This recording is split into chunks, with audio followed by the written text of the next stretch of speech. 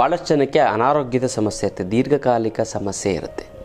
ಅಂಥವರು ಶಿವರಾತ್ರಿ ಹಬ್ಬದ ದಿನ ಈ ಒಂದು ಸರಳವಾದಂತಹ ತಂತ್ರವನ್ನು ಮಾಡಿ ಇಟ್ಕೊಳ್ಳಿ, ತುಂಬ ಚೆನ್ನಾಗಾಗುತ್ತೆ, ತುಂಬ ಒಳ್ಳೆಯದಾಗ್ತಾ ಬರುತ್ತೆ. ಏನು ಮಾಡಬೇಕು, ಯಾವ ರೀತಿ ತಂತ್ರವನ್ನು ಮಾಡಬೇಕು ಅನ್ನೋದನ್ನು ತಿಳಿಸ್ಕೊಡ್ತೀನಿ ನೋಡಿ. ಏನಿಲ್ಲ, ಒಂದು ಅರಿಶಿಣದ ಕೊಂಬನ್ನು ತೆಗೆದುಕೊಳ್ಳಿ. ಆ ಒಂದು ಅರಿಶಿಣದ ಕೊಂಬನ್ನು ಕೈಯಲ್ಲಿ ಇಟ್ಕೊಂಡು 108 ಸರಿ ನಾನು ಹೇಳ್ಕೊಡೋಂಥ ಮಂತ್ರವನ್ನು ಜಪಿಸಿ, ಆಮೇಲೆ ನೀವೇನುತ್ತೆ, ನೀವು ಜೈ ಭಗವಾನ್, ಎಲ್ಲರಿಗೂ ನಮಸ್ಕಾರ. ಓಂ ಮಹಾದೇವಿ ಚತುರ್ವಿಷ್ಣು ಪತ್ನಿ ಮಹಿ ತನ್ನ ಐಶ್ವರ್ಯ ಲಕ್ಷ್ಮಿ ಪ್ರಚೋದನೆ, ಎಲ್ಲ ನಮಸ್ಕಾರ. ಇವತ್ತಿನ ವಿಶೇಷ ಸಂಚಿಕೆಗಳ ಅನೇಕ ವಿಚಾರಗಳನ್ನು ನಾವು ತಿಳ್ಕೊಳ್ಳೋಣ. ಮೊದಲಾಗಿ ಮುದ್ರೆಗಳು. ಯಾವೊಂದು ಮುದ್ರೆ ಮಾಡಿದ್ರೆ ಏನು ಅನುಕೂಲ ಆಗುತ್ತೆ ಅಂತ ನಾವು ನೋಡೋದಂದರೆ, ಸಿಕ್ಕಾಪಟ್ಟ ಫ್ಯಾಟ್ ಇತ್ತು ಅಂತಂದರೆ, ಫ್ಯಾಟ್ ಜಾಸ್ತಿ ಆಯಿತು ಅಂತ ತುಂಬ ದಪ್ಪ ಇರುತ್ತೆ, ಸೊಂಟದ ಭಾಗ, ಹಿಪ್ಪು ಮತ್ತು ಈ ಒಂದು ಸೈಡ್ ಹೊಟ್ಟೆ ಮುಂಭಾಗ ಮತ್ತು ಸೈಡಲ್ಲಿತ್ತು ಅಂತ ಫ್ಯಾಟ್ ಜಾಸ್ತಿ ಆಗುತ್ತೆ. ಮತ್ತು ಇದೇನಾಗುತ್ತೆ, ಹೊಟ್ಟೆ ದಪ್ಪ ಆಗ್ತಾಗ ಸೈಡಲ್ಲಿ ಬೆಳೀತೆ, ಆಮೇಲೆ ಹೊಟ್ಟೆ ಮುಂದೆ ಬರುತ್ತೆ, ಆಮೇಲೆ ಎದೆಗೆ ತುಂಬಿಕೊಳ್ಳುತ್ತೆ, ಎದೆಯಿಂದ ಬಂದು ಚೆನ್ನಾಗಿ ಹಿಂಗೆ ಫ್ಯಾಟ್ ಬೆಳ್ಕೊತಾ ಹೋಗೋದು, ಇಷ್ಟಿಷ್ಟು ದಪ್ಪ, ಅದು ಫ್ಯಾಟ್. ಈ ಫ್ಯಾಟನ್ನು ನಿವಾರಣೆ ಮಾಡಬೇಕು ಅಂತಂದರೆ ನೀವು ಜಾಸ್ತಿ ಸ್ವೀಟನ್ನ ಆದಷ್ಟು ಅವಾಯ್ಡ್ ಮಾಡಬೇಕು. ಸ್ವೀಟನ್ನು ತಿನ್ನಲೇಬಾರ್ದು. ಒಂದು 3 ತಿಂಗಳು ಸ್ವೀಟನ್ನು ಅವಾಯ್ಡ್ ಮಾಡಿಬಿಡಿ. ನಿಮಗೆ ನೋಡಿ ಫ್ಯಾಟು ಮತ್ತು ಸ್ವೀಟು ಮತ್ತು ಎಣ್ಣೆ ಪದಾರ್ಥ 3 ತಿಂಗಳು ತಿನ್ನಬೇಡಿ. ನೀವು ವಿತೌಟ್ ಎಕ್ಸಸೈಸ್ ನೀವು ಸಣ್ಣ ಆಗಿಬಿಡ್ತೀರ ಗೊತ್ತಲ್ಲ. ಆದರೂ ಕೂಡ ಒಂದು ಮುದ್ರೆನ ಮಾಡ್ಕೊಳ್ಳಿ, ತಿಂಗಳಿಗೆ 2ರಿಂದ 3 kg ಕಡಿಮೆ ಆಗ್ತೀರಾ ವಿತೌಟ್ ಎನಿ ಎಕ್ಸಸೈಸ್ ಮಾಡ್ದೇ. ಯಾಕಂದರೆ ಎಕ್ಸಸೈಸ್ ಮಾಡೋಕ್ಕೂ ಕೂಡ ಭಾಳಷ್ಟು ಜನಕ್ಕೆ ಟೈಮ್ ಇರೋದಿಲ್ಲ ನೋಡಿ. ಹಿಂಗೆ ಮಧ್ಯೆ ಗೆರೆ ಇದೆಯಲ್ಲ, ಈ ಗೆರೆಗೆ ಮಧ್ಯೆ ಹಿಂಗೆ ಇಟ್ಕೊಳ್ಳಿ, ಇದನ್ನು ಮಡಿಸಿ ಹೆಬ್ಬೆರಳು ಪ್ಲಸ್ ತೋರ್ಬೇಳು ಮಿಕ್ಕೆಲ್ಲ ನೋಡಿ ಹಿಂಗೆ ಕ್ಲೋಸ್ ಮಾಡಿ. ಇದಿಷ್ಟು ನೋಡಿ ಶಂಖಾಕಾರದಲ್ಲೇ ಇದೆ. ಈ ಒಂದು ಮುದ್ರೆಯನ್ನು ಮಾಡಿ ಎಷ್ಟು ನಿಮಿಷ ಮಾಡಬೇಕು? 15 ನಿಮಿಷಗಳ ಕಾಲ 1 ತಿಂಗಳು ಮಾಡಿ 2ರಿಂದ 3 kg ಆಟೋಮೆಟಿಕ್ಕಾಗಿ ನಿಮ್ಗೆ ಕಡಿಮೆ ಆಗಿಬಿಡ್ತೀರಾ. ನೀವು ಕರೆಕ್ಟಾಗಿ ಮಾಡಿದ್ದೇ ಆಯಿತು ಅಂತಂದರೆ 5 kg ಕಡಿಮೆ ಆಗ್ತೀರಾ. ಇದೊಂದು ಶಂಖ ಮುದ್ರೆ ಒಂದೇ ಒಂದು ಮಾಡೋದ್ರಿಂದ 15 ನಿಮಿಷ ಮಾಡೋದ್ರಿಂದ ಪ್ರತಿನಿತ್ಯ ಬೆಳಗ್ಗೆ ಮತ್ತು ಸಾಯಂಕಾಲ ಮಾಡಿದ್ರೆ ಇನ್ನೂ ಬೇಗ ಕಡಿಮೆ ಆಗ್ತೀರಾ ಅಲ್ಲ. ಇದು ವಿಶೇಷವಾದಂಥ ಒಂದು ಮುದ್ರೆಯ ವಿಚಾರ. ಇನ್ನು ಹಣಕಾಸಿನ ಸಮಸ್ಯೆ ಏನಕ್ಕೆ ಬರುತ್ತೆ ಅಂದರೆ, ಭಾಳಷ್ಟು ಜನ ನಮ್ಮನ್ನ ಕೇಳ್ತಾ ಇರ್ತಾರೆ, ಗುರುಗಳೇ ನಾವು ದುಡ್ಡು ಎಲ್ಲಿ ಬರುತ್ತೆ ಎಲ್ಲಿ ಹೋಗುತ್ತೆ ಅನ್ನೋದೇ ಗೊತ್ತಾಗಲ್ಲ ಗುರುಗಳೇ, ಹಿಂಗೆ ಬರುತ್ತೆ ಹಿಂಗೆ ಹೋಗ್ಬಿಡುತ್ತೆ, ಮಯ ಆಗಿಬಿಡ್ತದೆ, ದುಡ್ಡೇ ಗೊತ್ತಾಗಲ್ಲ. ನಾವು 5ನೇ ತಾರೀಕು ಸಂಬಳ ತೊಗೋತೀನಿ, 12ನೇ ತಾರೀಕಲ್ಲಿ ಇರೋದೇ ಇಲ್ಲ ಗುರುಗಳೇ. 20,000 30,000 40,000 ತೊಗೊಂಡಿರ್ತೀವಿ, ಅದ್ರ ಕೈಯಲ್ಲಿ ಒಂದು 5-6 ಸಾವಿರ ಇರ್ತದೆ, ಎಲ್ಲಿ ಹೋಗುತ್ತೆ ಎಲ್ಲಿ ಬರುತ್ತೆ ಗೊತ್ತಾಗಲ್ಲ ಅಂತ. ಯಾಕೆ ಈ ಥರ ಆಗುತ್ತೆ ಅನ್ನೋದಾಯಿತು ಅಂದರೆ, ದುಡ್ಡು ಏನಕ್ಕೆ ಖರ್ಚಾಗುತ್ತೆ ಅಂದರೆ ನೀವು ಬಡ್ಜೆಟ್ ಹಾಕಲ್ಲ. ಯಾವುದೋ ಒಂದು ವಿಚಾರಕ್ಕೆ ನೀವು ಜಾಸ್ತಿ ದುಡ್ಡನ್ನು ಸುರಿದು ಬಿಡ್ತೀರಾ, ಅದು ಆ ಕಡೆ ಹೊರಟೋಗ್ಬಿಡ್ತದೆ. ನೀವು ಹಣಕಾಸಿನ ಸಮಸ್ಯೆ ಚೆನ್ನಾಗಿರಬೇಕು ಅಂತಂದರೆ ನೀವು ಏನು ಮಾಡಬೇಕು ಅಂತ ಪ್ರತಿನಿತ್ಯ ಲೆಕ್ಕ ಬರೀಬೇಕು. ಲೆಕ್ಕ ಬರೋಕ್ಕೆ ನೀವೊಂದು ಕಾಫಿ ಕುಡಿತೀರಾ, ಏನೋ ಒಂದು ಡ್ರೆಸ್ ತೊಗೋತೀರಾ, ಅಥವಾ ಇನ್ನೊಂದೇನೋ ಸಾಮಾನು ತರ್ತೀರಾ, ನೀವು ಬರೆಯೋಕ್ಕೆ ನಿಮಗೆ ಟೈಮ್ ಸಿಗೋಲ್ಲ. ಪೆನ್ನು ಪೇಪರ್ ತೊಗೊಳೋಕ್ಕೆ ಯಾರಿಗೂ ಟೈಮ್ ಇಲ್ಲ. ಇವತ್ತೆ ಮೊಬೈಲಲ್ಲಿ ನೋಟ್ ಪ್ಯಾಡ್ ಅಂತ ಬರುತ್ತೆ, ಆ ನೋಟ್ ಪ್ಯಾಡ್ ಅಂತ ಓಪನ್ ಮಾಡ್ಕೊಂಡು, ಆ್ಯಪ್ ಇದೆ ಅದು, ಆ ನೋಟ್ ಪ್ಯಾಡನ್ನು ಓಪನ್ ಮಾಡಿಕೊಂಡು ಇವತ್ತು ಕಾಫಿ 15 ರೂಪೀಸ್, ಈಗ ನಾವೇನೋ ಬಟ್ಟೆ ತೊಗೊಳ್ಳಿ 250 ರೂಪೀಸ್, ಮತ್ತು ಇನ್ಯಾವುದೊಂದು ಕಾರಲ್ಲಿ ಟ್ರಾವೆಲ್ ಮಾಡಿ ಕ್ಯಾಬು ಈ ಥರ 150 ರೂಪೀಸ್, ಈ ಥರ ಎಲ್ಲ ಒಂದು ಡೇಟ್ ಹಾಕಿ, ನಂಬರ್ 1 ಅಂತ ಡೇಟ್ ಹಾಕಿ, ಅದರ ಪಕ್ಕದಲ್ಲಿ ನೀವು ಇದೇ ರೀತಿ ಬರ್ಕೋತಾ ಹೋಗಿ. ಆವಾಗ ನಿಮ್ಗೇನಾಗುತ್ತೆ, ತಿಂಗಳು ಕೊನೆಯಲ್ಲಿ ಲೆಕ್ಕ ಸಿಗುತ್ತೆ, ಅಥವಾ ವಾರದಲ್ಲಿ ನಿಮಗೆ ಲೆಕ್ಕ ಸಿಗುತ್ತೆ. 1ನೇ ತಾರೀಕು 2ನೇ ತಾರೀಕು ಅಂತ ಆಗುವ ಅವತ್ತು ಏನೇನಿದೆ ಎಲ್ಲ ಬರೀರಿ. ಕಾಫಿ ಕುಡಿತೀರಾ, ತಿಂಡಿ ತಿರ್ತೀರಿ, ಇನ್ಯಾರಿಗೋ ಕೊಟ್ಟಿರ್ತೀರ, ಹೋಗಿರ್ತೀರ, ಬಂದಿರ್ತೀರ, ಇನ್ನೇನೋ ಪದಾರ್ಥ ತಗೋದು ಎಲ್ಲ. ಸೆಕೆಂಡ್ ನಂಬರ್ 3 ಡೇಟು, ಈ ಥರದ್ದೆಲ್ಲ ರೆಗ್ಯುಲರಾಗಿ ಮೇಂಟೈನ್ ಮಾಡ್ತು ಅಂತಂದರೆ ಎಷ್ಟು ದುಡ್ಡು ಎಲ್ಲಿಗೆ ಯಾವುದು ನೀವೇನು ಮಾಡಿ ಎಲ್ಲ ಒಂದು ಕಡೆ ಒಂದು ಡೈರಿಲಿ ಬರ್ಕೊಂಡು, ಯಾವುದು ಜಾಸ್ತಿ ಆಗಿದೆ ಆ ಒಂದು ವಿಚಾರವನ್ನು ದೊಡ್ಡದಾಗಿ ರೆಡ್ ಮಾರ್ಕಲ್ಲಿ ಹಾಕಿ, ರೆಡ್ ವಿಂಕಲ್ಲಿ ಮಾರ್ಕ್ ಹಾಕಿ. ಆವಾಗ ನಿಮ್ಗೇನಾಗುತ್ತೆ, ಗೊತ್ತಾಗುತ್ತೆ ನಾನು ಎಲ್ಲಿ ದುಡ್ಡು ಖರ್ಚು ಮಾಡ್ತೀವಿ, ಇಲ್ಲಿ ಈ ಒಂದು ವಿಚಾರಕ್ಕೆ ನಾನು ಖರ್ಚು ಮಾಡಬಾರ್ದು ಅಂದ್ಬಿಟ್ಟು ಕಡಿಮೆ ಖರ್ಚು ಮಾಡ್ತೀರಾ. ಆವಾಗ ನಿಮಗೆ ದುಡ್ಡು ಉಳಿಯುತ್ತೆ. ನೀವು ಎಲ್ಲಿವರೆಗೂ ಬಡ್ಜೆಟ್ ತಯಾರು ಮಾಡೋದಿಲ್ವೋ, ಎಲ್ಲಿ ಬರುತ್ತೆ ದುಡ್ಡು ಎಲ್ಲಿ ಹೋಗುತ್ತೆ ಅನ್ನೋದು ಗೊತ್ತಾಗಲ್ಲ. ಮೋರ್ ದೆನ್ 70 to 80% ಜನ ಈ ಬಡ್ಜೆಟ್ ಎಲ್ಲಿ ಬರುತ್ತೆ ಅಂತ ಹಾಕೋದಿಲ್ಲ ನೋಡಿ. ಗೌರ್ಮೆಂಟ್ ನೋಡಿ ಕರೆಕ್ಟಾಗಿರುತ್ತೆ, ಬಡ್ಜೆಟ್ ಹಾಕದೇ ಕೆಲಸ ಮಾಡಲ್ಲ ಅದು. ಅದೇ ರೀತಿ ಪ್ರತಿನಿತ್ಯ ಪ್ರತಿಯೊಬ್ಬರು ಕೂಡ ಬಡ್ಜೆಟನ್ನು ತಯಾರಿ ಮಾಡ್ಕೋಬೇಕು. ಆಗಿದ್ರೆ ಮಾತ್ರ ಅನುಕೂಲ ಆಗುತ್ತೆ. ಪ್ರತಿನಿತ್ಯ ಯಾರು ಖರ್ಚು ಬರೀತಾರೋ ಅವ್ರಿಗೆ ದುಡ್ಡು ಉಳಿತೆ, ಯಾರು ಖರ್ಚನ್ನ ಬರೆಯೋದಿಲ್ವೋ ಅವ್ರಿಗೆ ದುಡ್ಡು ಉಳಿಯೋದಿಲ್ಲ ಗೊತ್ತಲ್ಲ. ಇದು ವಿಚಾರ. ಇನ್ನು ಭಾಳಷ್ಟು ಜನಕ್ಕೆ ಅನಾರೋಗ್ಯದ ಸಮಸ್ಯೆ ಇರುತ್ತೆ, ದೀರ್ಘಕಾಲಿಕ ಸಮಸ್ಯೆ ಇರುತ್ತೆ. ಅಂಥವರು ಶಿವರಾತ್ರಿ ಹಬ್ಬದ ದಿನ ಈ ಒಂದು ಸರಳವಾದಂತಹ ತಂತ್ರವನ್ನು ಮಾಡಿ ಇಟ್ಕೊಳ್ಳಿ, ತುಂಬ ಚೆನ್ನಾಗಾಗುತ್ತೆ, ತುಂಬ ಒಳ್ಳೆಯದಾಗ್ತಾ ಬರುತ್ತೆ.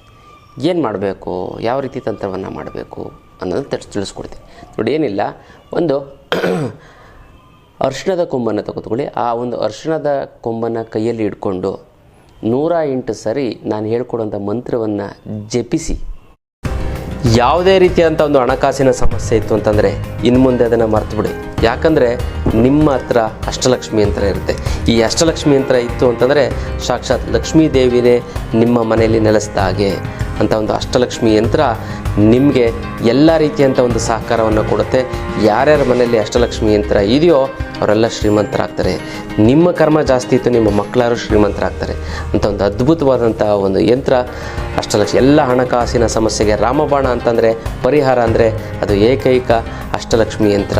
ಈ ಅಷ್ಟಲಕ್ಷ್ಮಿ ಯಂತ್ರದ ವಿಚಾರವನ್ನು ಈ ವಿಡಿಯೋದಲ್ಲಿ ಕೊನೆಯಲ್ಲಿ ನಿಮಗೆ ತಿಳಿಸ್ಕೊಡ್ತೀನಿ, ಎಲ್ಲರೂ ನೋಡಿ. ಆಮೇಲೆ ನೀವೇನಂತೆ ನೀವು ಇದರ ಮೇಲೆ ಹಿಡಿ ಅಂತಂದರೆ ದಿಂಬು ಕೆಳಗಡೆ ಇಟ್ಕೊಳ್ಳಿ. ಯಾವುದು ಆ ಒಂದು ವಸ್ತು ಅಂತಂದರೆ ಅರಿಶಿಣದ ಕೊಂಬು. ಆ ಅರಿಶಿಣದ ಕೊಂಬನ್ನು ಬಲಗೈಯಲ್ಲಿ ಇಟ್ಕೊಂಡು ಅಂತಂದರೆ ನೀವೇನಂತಂದರೆ ಎಡಗೈಯಲ್ಲಿ ಇಟ್ಕೊಂಡು ಬಲಗೈಯಲ್ಲಿ ಸಂಕಲ್ಪ ಮಾಡುವಂಥ ರೀತಿಯಲ್ಲಿ ಹಿಂಗೆ ಇಟ್ಕೊಂಡು ನಾನು ಹೇಳುವಂಥ ಮಂತ್ರವನ್ನು ಜಪಿಸಿ 108 ಸರಿ ನೀಟಾಗಿ ಹೇಳ್ತೀನಿ. 3 ಸರಿ ಹೇಳ್ತೀನಿ, ಬರ್ಕೊಳ್ಳಿ. ಓಂ ನಮಃ ಪರಮೇಶ್ವರಾಯ ಸದಾಶಿವಾಯ ನಂಜುಂಡೇಶ್ವರಾಯ ಮೃತ್ಯುಂಜಯಾಯ ಓಂ ಫಟ್ ಸ್ವಾಹ. ಗೊತ್ತಲ್ಲ, ನೀವು ಇದನ್ನು ಸಂಕಲ್ಪ ಮಾಡಿ ನಾವು ಆರೋಗ್ಯ ಇದಾಗಲಿ ಒಳ್ಳೆಯದಾಗಲಿ ಅಂದ್ಬಿಟ್ಟು ಒಳಗಡೆ ಆ ಒಂದು ಇದನ್ನು ಮಾಡಿ. ಓಂ ನಮ ಪರಮೇಶ್ವರಾಯ ಸದಾಶಿವಾಯ ನಂಜುಂಡೇಶ್ವರಾಯ ಮೃತ್ಯುಂಜಯಾಯ ಓಂ ಫಟ್ ಸ್ವಾಹ ಅಂತ ಹೇಳಿ. ಇದು 108 ಸರಿ ಹೇಳಿ. ನೀವು ಇನ್ನೂ ಜಾಸ್ತಿ ಹೇಳ್ಬೋದು, ಸಮಯ ಸಿಕ್ಕಿಲ್ವಾ, ಅಟ್ಲೀಸ್ಟ್ 48 ಬಾರಿ ಆದರೂ ಹೇಳಿ.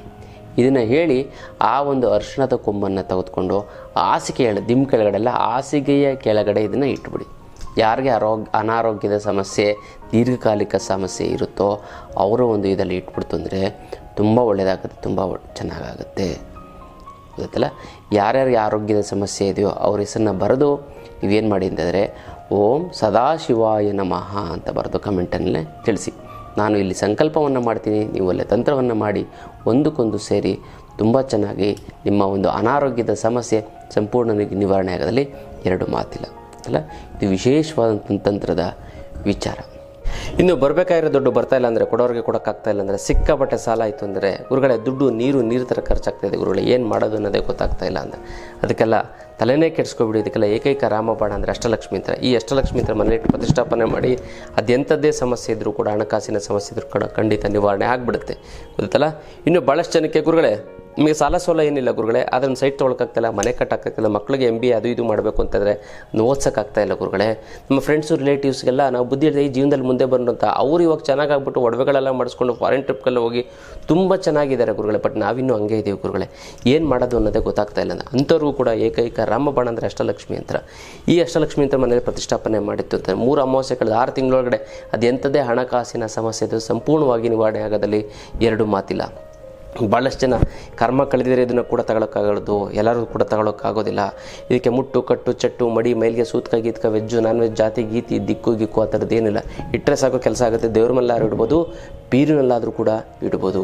ಇದು ಸಾಕ್ಷಾತ್ ಇದು ಮನೇಲಿ ಇತ್ತು ಅಂದರೆ ಸಾಕ್ಷಾತ್ ಲಕ್ಷ್ಮಿ ನಿಮ್ಮ ಮನೆಯಲ್ಲಿ ನೆಲೆಸಿದ ಹಾಗೆ 100% ನಿಮ್ಮ ಸಮಸ್ಯೆಗಳು ಬಗೆಹರದೇ ಹರಿಯುತ್ತೆ. ಅಲ್ಲಿ 2 ಮಾತಿಲ್ಲ.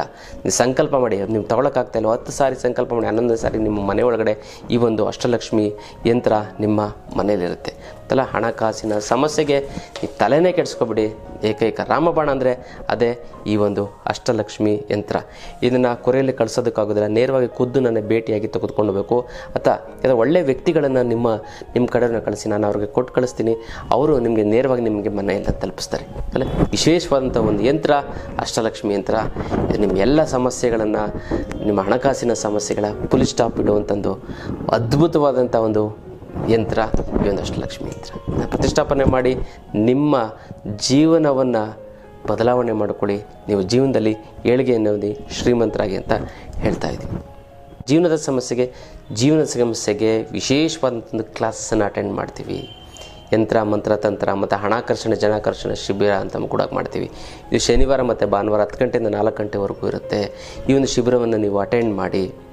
ಗೊತ್ತಲ್ಲ, ಎಂಥ ಸಮಸ್ಯೆ ನೀವು ಏನು ಅಂದ್ಕೊಂಡು ಬಂದಿರ್ತೀರೋ, ನಿಮ್ಮ ಕಾಯಿಲೆ ಕಸಲೆಗಳು ಅಲ್ಲೇ ನಿಮಗೇನು ನೋವಿತ್ತು ಅಂದರೆ 5 ವರ್ಷ 6 ವರ್ಷದಿಂದ ಪೇನ್ ಇತ್ತು ಅಂದರೆ ಅಲ್ಲೇ ಹೊರಟೋಗ್ಬಿಡ್ತದೆ. ನೀವು ಜೀವನದ ಸಮಸ್ಯೆಗಳನ್ನು ಮತ್ತು ನೀವು ಜೀವನದಲ್ಲಿ ನೆಮ್ಮದಿಯಾಗಿರ್ತೀರ. ಯಾವುದೇ ಕಾರಣಕ್ಕೂ ನಿಮ್ಗೆ ಹಸುವಾಗಲ್ಲ, ಬೆವರಾಗಲ್ಲ, ಸುಸ್ತಾಗಲ್ಲ, ನೀವು ಆರೋಗ್ಯವಾಗಿರ್ತೀರ. 100 ವರ್ಷ ಆಯುಸ್ಸು ತುಂಬ ಚೆನ್ನಾಗೈತೆ. ಆ ಒಂದು ಕಲೆಯನ್ನು ನಿಮಗೆ ಹೇಳ್ಕೊಡ್ತೀವಿ ಈ ಒಂದು ಶಿಬಿರದಲ್ಲಿ. ಗೊತ್ತಲ್ಲ 3 ಕಾರಣಗಳಿಗೋಸ್ಕರ ನೀವು ಅಟೆಂಡ್ ಮಾಡಬೇಕು. ಒಂದು ಎಲ್ಲ ರೀತಿಯಂಥ ಸಮಸ್ಯೆಗಳನ್ನು ನಿವಾರಣೆ ಮಾಡ್ಕೊಳ್ಳೋದಕ್ಕೆ, ಮತ್ತು ಆ ಸಮಸ್ಯೆಗಳು ಬರದೇ ರೀತಿಯಲ್ಲಿ ತಡೆಯೋದಕ್ಕೆ, ಮತ್ತು ನಿಮಗೆ ಸಂಬಂಧಪಟ್ಟಂಥ ಅವರ ಸಮಸ್ಯೆಗಳಿಗಾದರೆ ಅವರ ಒಂದು ಸಮಸ್ಯೆನ ಬಗೆಹರಿಸೋದಕ್ಕೋಸ್ಕರ ಈ ಒಂದು ಶಿಬಿರವನ್ನು ನೀವು ಅಟೆಂಡ್ ಮಾಡಿ. ತುಂಬ ಚೆನ್ನಾಗಾಗುತ್ತೆ. ತುಂಬ ಮತ್ತು ಯಾರ್ಯಾರು ಶಿಬಿರವನ್ನು ಅಟೆಂಡ್ ಮಾಡಿ ದೀಕ್ಷೆ ಕೊಡ್ತೀವಿ, ಮತ್ತು ಇದರಲ್ಲಿ ಏನಂತೆ ಯಾರ್ಯಾರು ಅಟೆಂಡ್ ಮಾಡಿದವರೆಲ್ಲ ಜ್ಞಾನಿಗಳಿಗೆ ಈಕ್ವಲ್ ಆಗ್ತೀರಾ. ಮತ್ತು ಇವ್ರಿಗೂ ಅಷ್ಟೇ ಮುಟ್ಟು ಕಟ್ಟು ಚಟ್ಟಿ ಮಡಿ ಮೈಲಿಗೆ ಅಂಥದ್ದು ಏನೂ ಇಲ್ಲ. ಅಂಥ ಒಂದು ವಿಶೇಷವಾದ ನಿಮ್ಮ ಎಲ್ಲ ಸಮಸ್ಯೆಗಳನ್ನು ಬಗೆಹರಿಸ್ಕೊಂಡು ಹೋಗ್ತೀರಾ ಈ ಒಂದು ಶಿಬಿರದಲ್ಲಿ. ಅದಲ್ಲ, ಎಲ್ಲ ಸಮಸ್ಯೆಗಳನ್ನು ಕೂಡ ಮರೆತುಬಿಡಿ ಈ ಶಿಬಿರಕ್ಕೆ ಬರ್ತಾ ಇದ್ದೀರಾ ಅಂತಂದರೆ. ಇಲ್ಲಾಂದರೆ ಈ ಸಮಸ್ಯೆಯಲ್ಲಿ ಸಿಕ್ಕಾಕೊಂಡು ಒದ್ದಾಡ್ತಾ ಹೋಗ್ತೀರಾ. ಗೊತ್ತಲ್ಲ, ಅದಕ್ಕೋಸ್ಕರ ಯಂತ್ರ ಮಂತ್ರ ತಂತ್ರ ಶಿಬಿರವನ್ನು ಅಟೆಂಡ್ ಮಾಡಿ ನಿಮ್ಮ ಎಲ್ಲ ರೀತಿಯಂಥ ಒಂದು ಸಮಸ್ಯೆಗಳಿಂದ ನೀವು ಹೊರಗಡೆ ಬನ್ನಿ. ಅಲ್ಲ, ಇದು ವಿಶೇಷವಾದಂಥ ಒಂದು ಶಿಬಿರದ ವಿಚಾರ.